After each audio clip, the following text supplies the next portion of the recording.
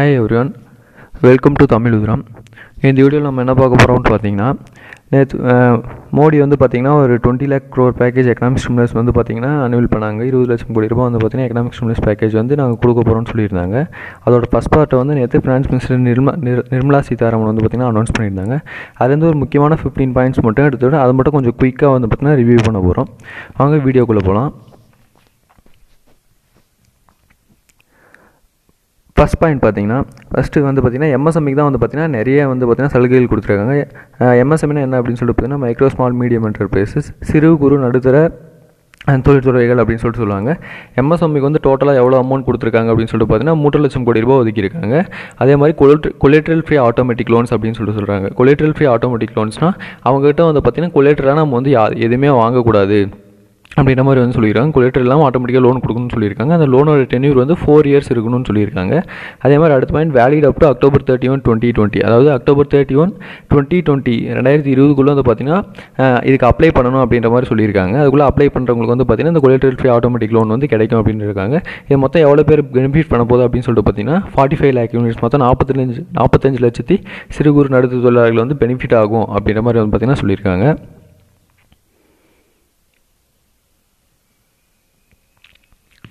Second பாருங்கள், viable எம்எஸ்எம்எஸ்.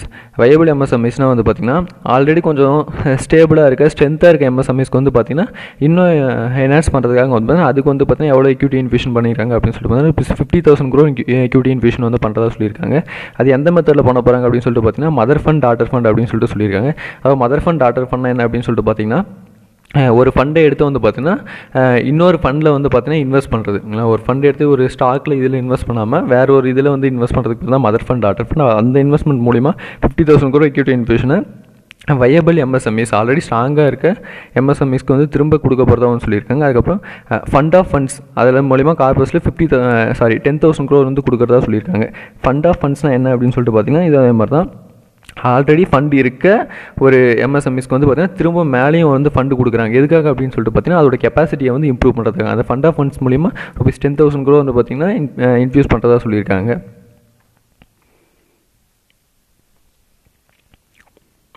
Third பாருங்கள், stressed MSMEs. Stressed எம்எஸ்எம்இஸ்னால் வந்து பார்த்திங்கன்னா அந்த நலிவடைஞ்ச சிறு குறு நடுத்தர தொழில்துறைகள் அப்படின்னு சொல்லிட்டு சொல்லலாம். ஆல்ரெடி என்பிஎஸ்சில் இருக்கிறது, ரொம்ப கடன் வந்து வாங்கி கட்ட முடியாமல் இருக்குது, அது மாதிரி இருக்க எம்எஸ்எம்இஸ்க்குலாம் என்ன பண்ணுறாங்க அப்படின்னு சொல்லிட்டு பார்த்தீங்கன்னா சபார்டினேட் டெப்ட் ப்ரொவிஷன் வந்து கொடுக்குறாங்க. அது எவ்வளோ கொடுக்குறாங்க அப்படின்னு சொல்லிட்டு பார்த்தீங்கன்னா 20,000 crore வந்து கொடுக்குறாங்க. அது வந்து எவ்வளோ பேர் வந்து பெனிஃபிட் பண்ணும் அப்படின்னு சொல்லிட்டு பார்த்தீங்கன்னா 2 lakh எம்எஸ்எம்இஸ்க்கு 2 லட்சம் சிறு குறு நடுத்தர தொழில்துறைகள் வந்து பெனிஃபிட் பண்ணும் அப்படின்னு சொல்லிட்டு சொல்லியிருக்காங்க. இது முக்கியமாக யாருக்கெல்லாம் பெனிஃபிட்டாக இருக்கும் அப்படின்னு சொல்லிட்டு பார்த்தீங்கன்னா என்பிஎஸ் அதிகமாக இருக்க ரொம்ப ஸ்ட்ரெஸ்டாக இருக்க எம்எஸ்எம்இஸ்க்கு எல்லாமே பெனிஃபிட் ஆகும் அப்படின்ற மாதிரி வந்து சொல்லியிருக்காங்க. அடுத்த பாயிண்ட் பாருங்கள், எம்எஸ்எம்இஸ்க்கான கிளாசிஃபிகேஷன் வந்து பார்த்திங்கன்னா மாற்றிருக்காங்க. அதுக்கான டெஃபினேஷனவே வந்து பார்த்திங்கன்னா மாற்றிருக்காங்க. எம்எஸ்எம்னா மைக்ரோ ஸ்மால் மீடியம் என்டர்பிரைஸ், அதோட டெஃபினேஷனே மாற்றிருக்காங்க. ஃபஸ்ட்டு என்ன அப்படின்னு சொல்லிட்டு பார்த்தீங்கன்னா ஃபஸ்ட்டு எக்ஸிஸ்டிங்காக அந்த எம்எஸ்எம்இ கிளாசிஃபிகேஷன் வந்து பார்த்தீங்கன்னா 2 இதில் வந்து பார்த்திங்கன்னா பிரிச்சிருந்தாங்க.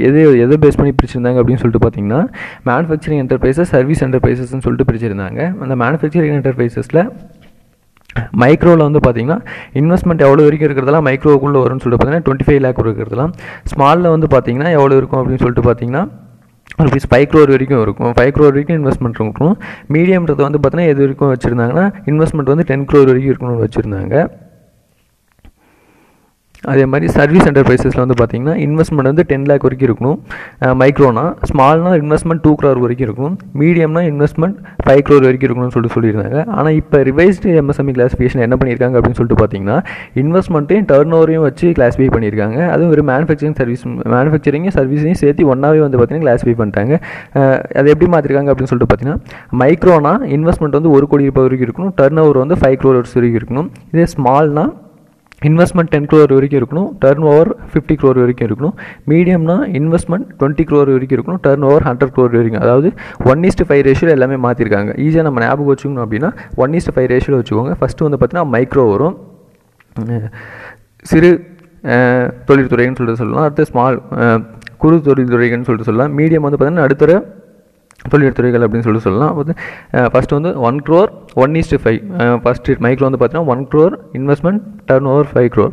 ஸ்மால் வந்து பார்த்தீங்கன்னா investment 10 crore turn over 50 crore. அதுவும் 1:5 ரேஷியோவில் தான் இருக்கும். மீடியம் வந்து பார்த்தீங்கன்னா investment 20 crore turn over 100 crore. அதுவும் 1:5 ரேஷியோவில் தான் இருக்கும். ஈஸியாக ஞாபகம் வச்சுக்கிறதுக்காக வேல்யூ வந்து மறக்காமல் வந்து பார்த்துக்கோங்க.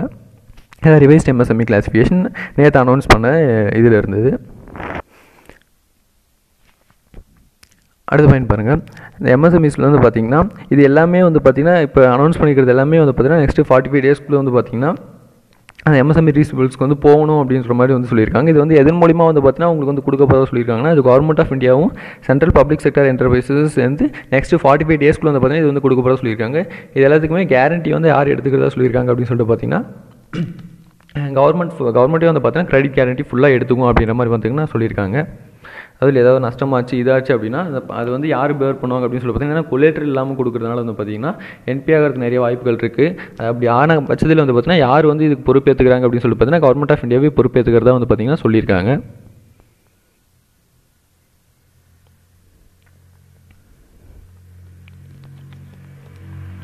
நெக்ஸ்ட் பாயிண்ட் பாருங்கள்.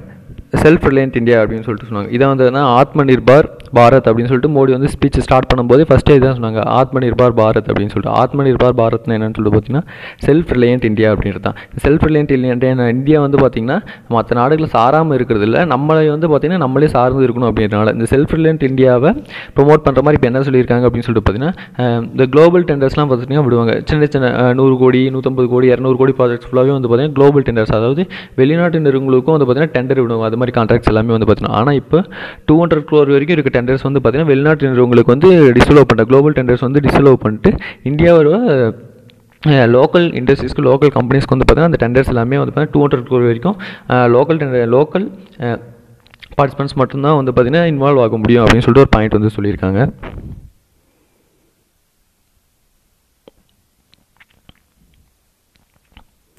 நெக்ஸ்ட் பாயிண்ட் பாருங்கள். இ-மார்க்கெட் லிங்கேஜஸ்னால் என்ன அப்படின்னு சொல்லிட்டு பார்த்தீங்கன்னா அதாவது இப்போ நிறைய ப்ராடக்ட்ஸ்லாம் நிறைய இதெல்லாம் வந்து பார்த்திங்க அப்படின்னா தயாரிச்சிடுறாங்க, லோன் வாங்கிறாங்க, தயாரிச்சிடுறாங்க. ஆனால் அது என்ன பண்ணுறது அப்படின்னு சொல்லிட்டு தெரியாமல் இருக்கும்போது வந்து பார்த்திங்கன்னா இந்த நான் பார்ட்டிசிபென்ட் ட்ரேட் ஃபர்ஸ்ட்லாம் இது இல்லாத போது நிறைய பேர் வந்து பார்த்திங்கன்னா ட்ரேடிங்கே ரொம்ப லோவாக தான் இருக்குது. இது மாதிரி இருக்கும்போது என்ன பண்ணுறாங்க அப்படின்னு சொல்லிட்டு பார்த்திங்கன்னா கவர்மெண்ட் ஆஃப் இந்தியாவும் பப்ளிக் செக்டர் யூனிட்ஸ் என்ன பண்ணுறாங்க அப்படின்னு சொல்லிட்டு பார்த்தீங்கன்னா அந்த நெக்ஸ்ட் 45 டேஸ்க்குள்ளே வந்து பார்த்திங்கன்னா இந்த இ-மார்க்கெட் லிங்கேஜஸில் இருக்க கம்பெனிஸ் எல்லாத்துக்குமே வந்து பார்த்திங்கன்னா அதை வந்து அவங்க கிளியர் பண்ணி கொடுக்குறதா வந்து பார்த்திங்கன்னா சொல்லியிருக்காங்க. அதான் இந்த இ-மார்க்கெட் லிங்கேஜஸ் பார்த்தீங்கன்னா அதில் வந்து ரெஜிஸ்டர் பண்ணணும். நம்ம கம்பெனி ரெஜிஸ்டர் பண்ணி அவங்களோட ப்ராடக்ட்ஸ் என்னென்னலாம் இருக்கும் அப்படின்னு சொல்லி பார்த்தீங்கன்னா அது அவைலபிளாக உங்களுக்கு சரியான விலையில் வந்து பார்த்தீங்கன்னா வந்து கிளியர் பண்ணி கொடுக்குறதா government of India public sector யூனிட்ஸும் கிளியர் பண்ணி கொடுக்குறதா ஒரு பாயிண்ட் வந்து சொல்லியிருக்காங்க.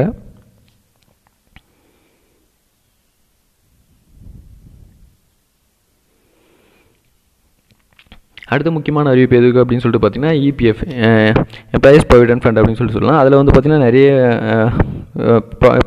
நிறைய இது வந்து நிறைய பாயிண்ட்ஸ் வந்து சொல்லியிருந்தாங்க. என்ன சொல்லியிருக்காங்க அப்படின்னு சொல்லிட்டு பார்த்தீங்கன்னா நெக்ஸ்ட்டு 3 monthsக்கான பிஎஃப் கண்ட்ரிபியூஷன்ஸ், அதாவது வந்து பார்த்திங்கன்னா ஒரு 100 பேர் கொண்ட ஒரு 100 பேர் இருக்க ஒரு கம்பெனியில் வேலை செய்கிறாங்க அப்படின்னா 100 பேர் இருக்க கம்பெனியில் 15,000க்குள்ளே யாரெல்லாம் சேலரி வாங்குறாங்களோ அவங்களோட பிஎஃப் பணத்தை ஃபுல்லாக யார் கட்ட போகிறதா சொல்லியிருக்காங்க அப்படின்னு சொல்லிட்டு பார்த்தீங்கன்னா கவர்மெண்ட் ஆஃப் இந்தியாவே நெக்ஸ்ட் 3 monthsக்கு வந்து கட்ட போகிறதா சொல்லியிருக்காங்க. இதன் மூலிமா வந்து பார்த்திங்கன்னா மக்களோட கையில் பார்த்திங்கன்னா அடிஷ்னலாக வந்து 2,500 கோடி ரூபாய் வந்து புழக்கம் ஏற்படும் அப்படின்னு சொல்லிட்டு சொல்லியிருக்காங்க. இதன் மூலிமா யார் பெனிஃபிட் ஆக போகிறாங்க அப்படின்னு சொல்லிட்டு பார்த்தீங்கன்னா மொத்தம் 3.6 லட்சம் கம்பெனிகள் எஸ்டாப்ளிஷ்மெண்ட் தான் கம்பெனிஸ் அந்த இண்டஸ்ட்ரீஸ் அவங்களும் 3.6 lakh இண்டஸ்ட்ரீஸ் எஸ்டாப்ளிஷ்மெண்ட்ஸும் அதுக்கப்புறம் டோட்டல் எம்ப்ளாயிஸ் வந்து பார்த்திங்கன்னா 72.22 lakh எம்ப்ளாயிஸ் வந்து பார்த்திங்கன்னா இந்த பிஎஃப் கவர்மெண்ட் ஆஃப் இந்தியாவே கட்டுறது மூலிமா வந்து பார்த்திங்கன்னா அவங்க வந்து பெனிஃபிட் ஆகுவாங்க அப்படின்ற மாதிரி சொல்லியிருக்காங்க. அடுத்து ஸ்டாச்சுரி, இது இபிஎஃப்லேயே தான்.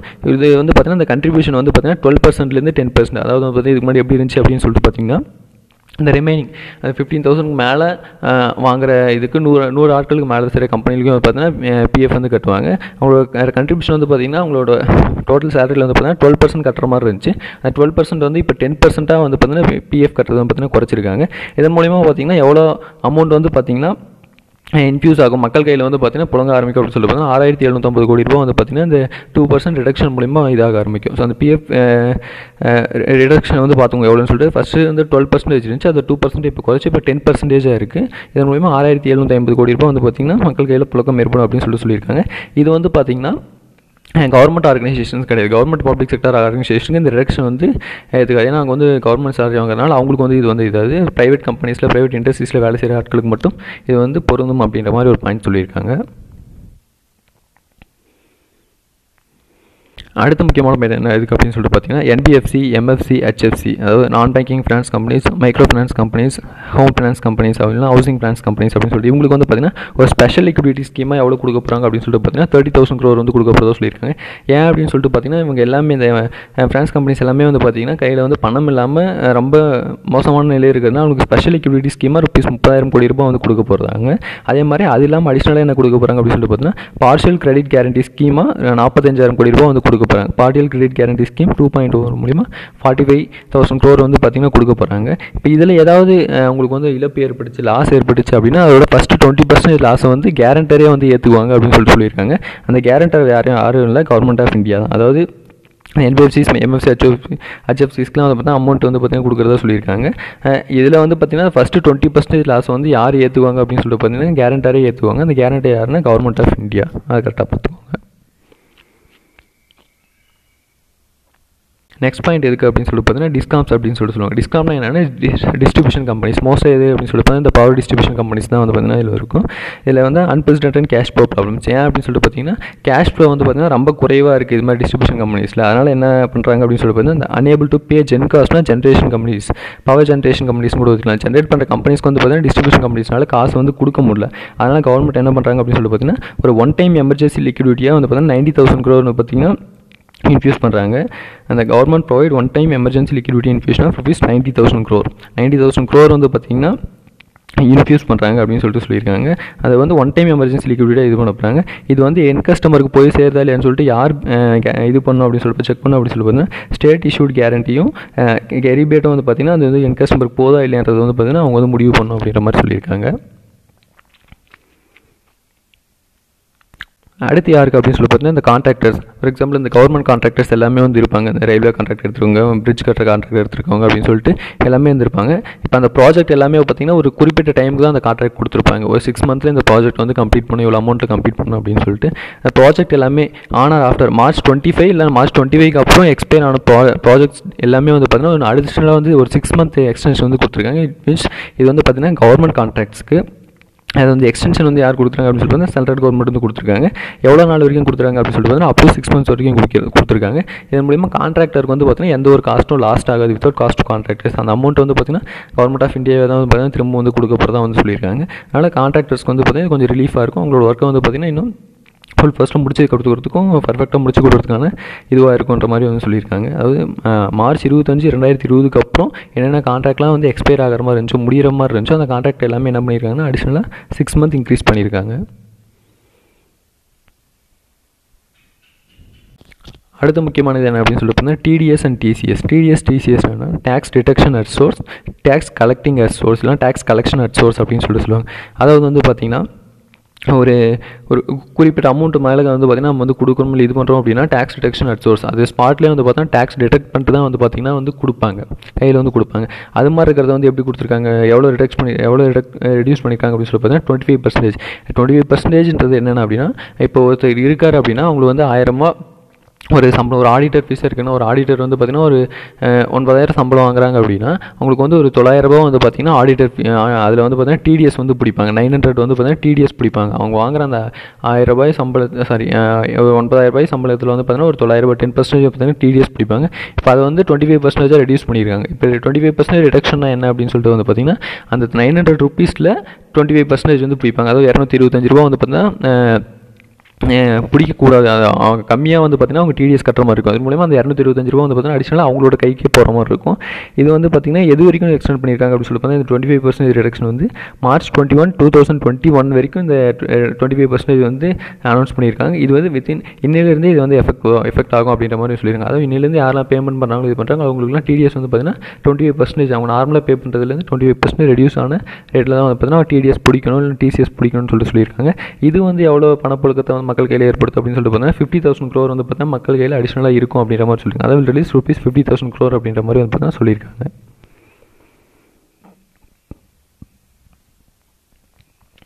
அடுத்த முக்கியமான அனௌன்ஸ்மெண்ட், லாஸ்ட் அனௌன்ஸ்மெண்ட்டாக எனக்கு என்ன சொல்லியிருந்தாங்க அப்படின்னு சொல்லிட்டு இந்த ஐடி ரிட்டர்ன்ஸ் பற்றி வந்து சொல்லியிருந்தாங்க.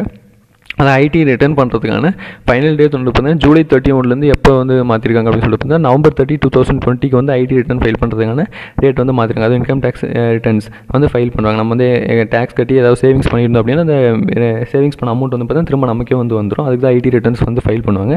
அதுக்கான ஃபைனல் டேட் வந்து பார்த்தீங்கன்னா இந்த ஃபிஸ்கல் இயர் 2019-20 ஜூலை 31 இருந்தது வந்து பார்த்தீங்கன்னா நவம்பர் 30, 2020 மாற்றிருக்காங்க.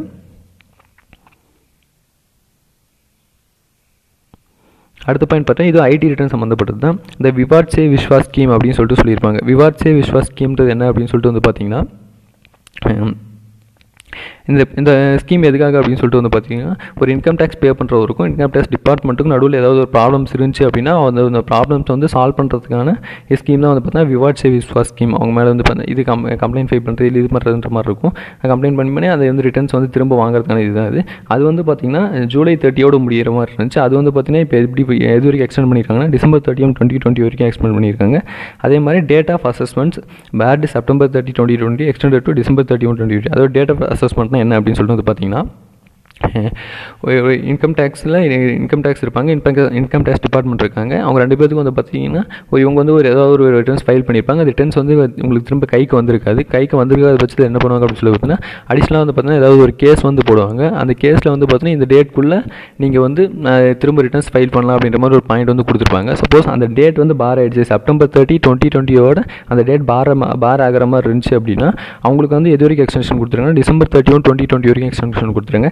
அதே மாதிரி டேட் ஆஃப் அசஸ்மெண்ட் வந்து அடுத்த மார்ச் 31, 2021 யாருக்கெல்லாம் வந்து பார் ஆகுதோ அவங்களுக்கான எக்ஸ்டென்ஷன் வந்து பார்த்தீங்கன்னா அடுத்த செப்டம்பர் 30, 2021 வரைக்கும் கொடுக்குறதா வந்து பார்த்தீங்கன்னா சென்ட்ரல் கவர்மெண்ட் வந்து அனௌன்ஸ் பண்ணியிருக்காங்க.